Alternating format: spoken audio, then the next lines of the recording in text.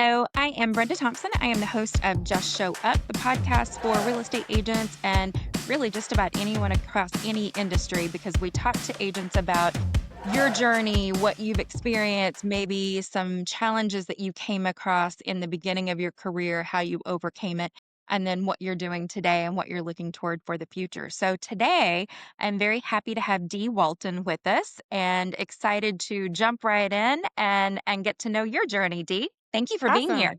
Awesome. Yeah, thank you for having me. Okay, so let's talk about your journey and your story. I always kind of ask, was real estate your first career? How did you get into real estate? And then kind of tell us about some of those early days in your career too. Yeah, awesome. So, like she said, I'm Dee Walton, and currently I am an associate broker with Keller Williams. And my start to the journey was kind of random. I bought my first home in 2015. And then when I purchased my first home, it kind of always stayed with me. And what I mean by that was that the process behind the scenes, not looking at the houses or anything like that, but really just all the moving parts that was behind the scenes and everything that I learned as a first time home buyer kind of stuck with me. And so during the pandemic, we were all shut down. And I was working my corporate job. I'm at a Fortune 500 company as an HR business partner. And I think I thought in that moment, ooh, like I have all this extra time. Let me go get my real estate license. So I did. You weren't the only one who was thinking of that during that time frame. So a lot of Yes. new licensees came into the market during that time. As always happens, not everyone who gets the real estate license stays, though.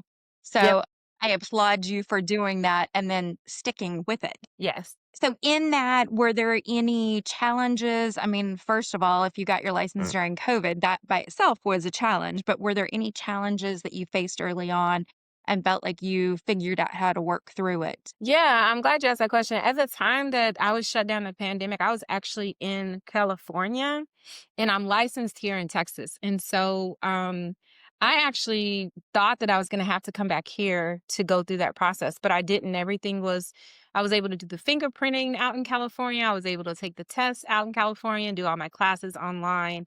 So that was the initial obstacle, but that was fairly easy. I would say early on in my career, and I think this is probably where we've seen a lot of pandemic agents like myself not really quite make it, is that the first year, interest rates were low. So businesses was well, mostly just because people were in the market. And I had Mhm. a lot of business from my sphere, my coworkers, and my sorority sisters. And I probably did 5 million in my first year. Not probably. I for sure did 5 million in my first year. My second year did not go so well. And my second year, I actually had quit my job by then because I was like, oh, I can do this for real. But what happened in the second year, the market shifted. I remember it like it was yesterday, July of 2022. And I did not have any systems in place from really just to keep this business. I didn't really understand what I needed to do when the interest rates are not 2 and 3%. So, towards the end of 2022, I really took a lot of time, first of all, debating on if I was going to go back to work. I mean, I Okay. even had an interview that I was Okay. making it to the second round on because I have a bachelor's degree in HR and I knew I could just jump back in the job market. But once they called me and said that I got accepted to continue on in the process, something clicked. And I was like, you know what? I don't want to give up on myself this easy. I had some savings that I was able to ride on a little bit and I put some systems in place. And I don't know who or where I heard it. It could have been a YouTube video or a podcast because I was definitely leaning on a lot of that during that time. But somebody said, if you don't have systems, you don't have a business. And I took that to heart. And so for 2022, the last 6 months, I built out my systems, I built out a business, I built out a plan, and I came back with a vengeance for 2023. 2022 almost took the business out, and not just real estate agents, but I think the statistic is that most small business owners don't make it past their first 5 years. And those first 2 years are really critical. And so Mhm. I would say that was the biggest obstacle, recognizing that. And I kind of knew this early on that I'm not just a door opener, list homes, but I truly am also a CEO at the same time. So not only do I have to work in my business and talk to my clients and all that, but I also have to work on the business. What are my metrics? What are my pillars? What am I lead generating? What am I going to do to get that business? So I was able to really hone in on that. But that was a huge eye opener and wake up call in the first couple of years. And so, about this time of the year, I like to do business planning sessions. Mhm. And it sounds like you really poured heavily into yourself in doing that business planning and setting your goals. So that's Yes. great. That's why you're still Yes. here. Yeah. And what I did was I reflected on where that business came from Mhm. in 2021 because sometimes you can get really caught up in how other people tell you to do business. And I would say I fell to that as well. So at the time, the brokerage that I was at the time did a lot of you need to run Facebook ads, you need to do FISBO, you need to call FISBOs, you need to circle prospect, you need to door knock. So I was trying all that, but that is not for me. And I kudos to those agents who excel in those lead Mhm. generation pillars, but I do not. So for the first, 6 months of me trying calling FISBOs and wanting to shoot myself because I don't want to talk to anybody who thinks that they can sell the house on their own. But there's some people who love that.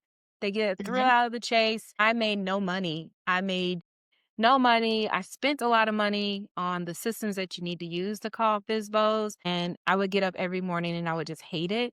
So when I reviewed my book of business from the year that I did well, I was like, wow, this all came from my sphere. This I all came from I picked people up I on that when you know. said where your business had come from, that it was Yeah. all your sphere. So I doubled down on that and it has Good. paid off. The business has grown year over year since. That's amazing, and that's Yeah. wonderful, and you're right on some of those things. Back, when I was still actively producing, those are some of the things that I've had agents do and very successful at it. So they are proven lead generation tactics, but I am not gonna go knock on someone's Mm, door. It's just not me. It's not yeah. in me. Doesn't mean it doesn't work, because it absolutely does, but you have to Yes. find what works for you. And you realized Correct. in being able to look at your closing pool and actually look at your own records where your Yep. business was coming from. Yep. So that's what I did. I refocused on that. I also killed it in open houses as well. Open houses was a big pillar of mine for 2022. I'm sorry, 2023 and 2024. Not so much this year. I've definitely been more of a listing agent this year. And I hadn't had to do as many open houses. I do them for fun now instead of a pipeline filler, but every now and then I'll do them just to make sure I'm still meeting people. But yeah, it's so important. I sit on a lot of panels here at my brokerage as well. And I'm always sharing with agents that there are so many ways to do this business and there are so many ways that people are going to tell you to do this business, but find the way that works and is true for you. So along that thinking, and I've heard of you say a few things that I could almost take some guesses at, but if there was one thing that you had to pick that in your business, and of course this is Just Show Up the podcast, is there one thing that you could pick that you must always show up for? Or if it's a tool, the tool that must always show up for you. But what is there, the one thing that pushes the needle over the Ooh, top? that is such a good question. Because my business is all database and referral, but it's a lot of different things that I'm doing to do that. But I would say the one thing, so I am currently a member of Alpha Kappa Alpha Sorority Incorporated. In the African American community, you stay in those organizations even after undergrad. So you're Okay. in it for a lifetime. You still go to chapter meetings, you still serve, you still do community service. It doesn't really change now that you're not on a college campus. I've been a member for almost 20 years. And I think I would say even before entrepreneurship, I was active in my sorority, going to conferences, connecting with my sorority sisters. Since I've become an entrepreneur, my sorority sisters make up about 30% of my business. That's So if I great. had to say there was one thing that I would do is making sure I was still engaging that community, whatever Mhm. that looks like. So it looks like engaging them on social media.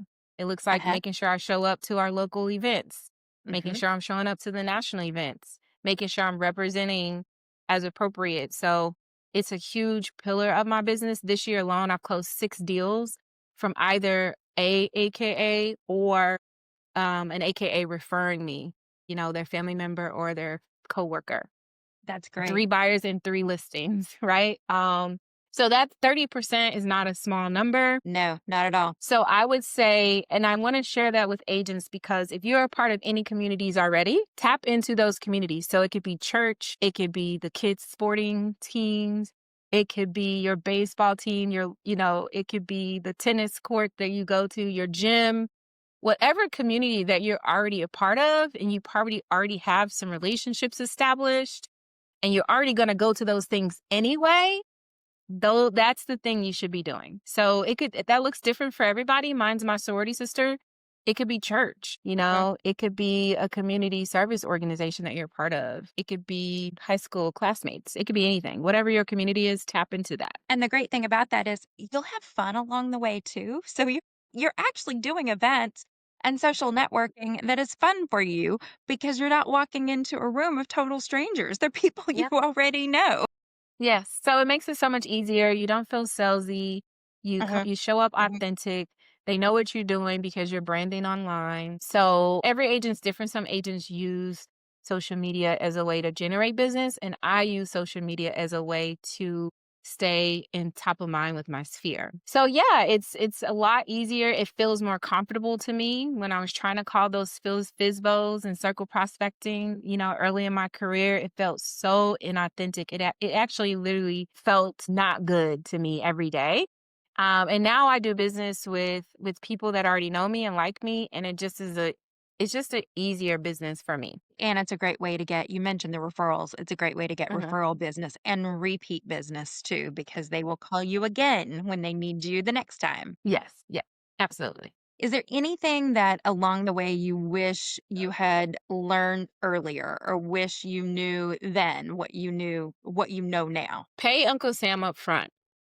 Oh gosh, good one. All these interviews, I've not heard anyone say that yet. Yeah, Thank because it's like you. you go in a couple years, and you're like, wait a minute, what? I gotta pay what? If the business is not profitable and you have a good CPA, that's one thing. But I didn't really properly start doing that until about a year and a half, maybe 2 years in. I was always aware of it. I already had the business banking account, I already had the LLC, but I wasn't set up properly to where that 10% just goes. And so I wish I would have done that sooner. I played a couple years playing catch up. I'm caught up now. I have great CPAs now that work with me, but pay Uncle Sam as an entrepreneur. It's That hard to do that. It's hard to do that for agents who are one house at a time. I get it. yes. It really I do understand. And in some ways you'll be okay because if your business is not profitable, that kind of helps with what you owe Uncle Sam. But I get why some agents don't do it off top. But I would say if you can, pay him sooner. I agree 100. Thank you so much for saying that. The other thing that I wish that I had done way back when, and I would tell a 20-year-old now, is start to set a little aside for retirement too. And it Mhm. doesn't have to be much, but whatever you set aside at 20 or 25 or 30 is grows so much more than if you wait until you're 40 or 50 or 55 to start that process. So Yes. it's just like the paying of Uncle Sam. Do it timely, and it makes a huge difference. Yes. Agreed. Well, this has been so much fun, and I would like to ask you if there's anything you'd like to leave our audience with, any final thoughts or tips, or what you're looking toward in the future. So I would say if you're an agent here and a lot of times people are new to the business, I would say treat the business like a business. If you treat it just like a side hobby or something you just kind of do from time to time, it will be that. And what I mean by that is that, I have systems and tools and I have marketing and I also leverage quite a bit. Sometimes I'm still talking to agents and they're TCing their own files. And that means being the transaction coordinator for their own files. And I'm like, I have not ever been a transaction coordinator for my own file. That sounds crazy to me that you're not thinking like a business owner is what I tell people if I find out that she in their own files. It's, typically $400 and yeah, it's $400 that you could save, but you don't even if you get a good TC, the amount of deals and time that my TC saves me. She is instrumental in my business. She is a part of the team. So I would say treat your business like a business. And with that, leverage when you can. That's Because great. the restaurant owner is not opening up the doors, cooking the food, serving the people, dicing the tomatoes. They're not. So, you know what I mean? The retail store Yes. owner is not opening the door, selling the clothes, opening up the dressing room, right? It's really kind of hard to think about real estate in that way sometimes because of what we see on TV or because of what we see on social media. We do just think of it as like, oh, I just open doors, but no, you're running a business. Yes, yeah, absolutely. And to me, opening doors is just the very, very beginning. It's not the nuts and bolts of what we actually do. Nope. And I Get, hire that out when I can. getting someone to help you get it to the finish line to help make sure T's crossed, I's dotted, so important. Yep. Agree. Well, this has been fun. Thank you so much for joining us today, and hopefully we'll talk Yeah. again soon. Thank you so much, Brenda. I appreciate it. This episode has been sponsored by Home Smart Stars. Agents, do you feel unseen, unheard? Maybe wish you had better commission? Maybe wish that you were welcomed and encouraged to just show up as you are and be your true, authentic self and have all the training and support and tools to help you thrive in your real estate career? If so, then you need to reach out to Home Smart Stars and make Home Smart Stars your home for real estate.